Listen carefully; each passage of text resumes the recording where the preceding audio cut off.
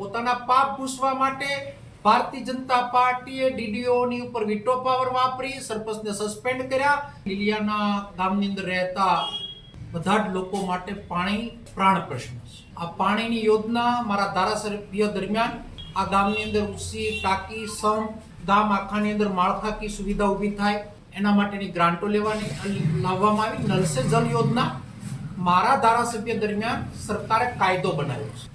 Null સે જલ યોજના અંતર્ગત કોઈ ગામની અંદર કોઈ વિસ્તારની અંદર કોઈ ઘર પાણીથી વંચિત ન રહે એના મોટા વિધાનસભાની અંદર એ સમયના પાણી પુરવઠા મિનિસ્ટર કુંવરજીભાઈ મારફત બણગા ફૂંકવામાં આવ્યા। રહી વાત સરપંચોની, નવા ધારાસભ્યની મારફત સરપંચને વાજતે ગાજતે ઢોલ નગારા સાથે ભારતીય જનતા પાર્ટીમાં સમાવેશ કર્યો। હું અભિનંદન આપીશ મારા વર્તમાન ઉપસરપંચ કે જેને ચાર્જ આ ગામનો સંભાળ્યો છે। કપરા સમયની અંદર ચાર્જ સંભાળ્યો છે, કપરી સ્થિતિમાં ગામને સંભાળવાનો પ્રયત્ન કર્યો।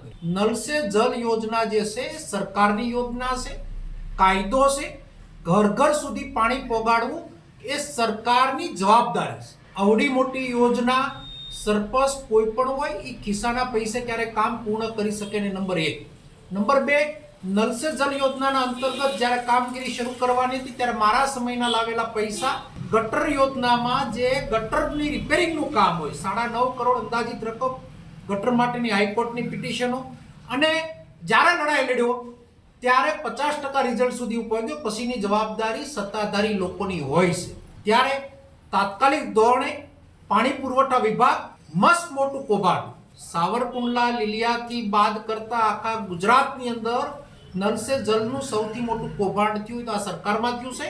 અને કૌભાંડના ભાગરૂપે મોજૂદ દાખલા જોવા હોય તો હજુ ક્રાકસની ઊંચી પાણીની ટાંકી શરૂ નથી થઈ, 5 તલાવડાના પાણીની ટાંકી શરૂ નથી થઈ, નલ સે જલ યોજનાની અંદર મોટા જીજુડાની પાણીની યોજના હજુ ચાલુ નથી થઈ। આવા તો ઘણા બધા હું નામ આપી શકું। લીલિયા ગામનો પ્રશ્ન તાત્કાલિક ધોરણે એનું નિવારણ આવે, નિવારણ નહીં આવે તો અમારા વરાયેલા પ્રમુખે 2 તારીખની જે છમકી આપી છે એ આંદોલનના રૂપમાં પણ જવાશે, અને જે લડાઈ લડવી પડશે એ અમે લોકો માટે લડવાના છીએ। કોંગ્રેસ એટલે લોકો માટે લડતી પાર્ટી।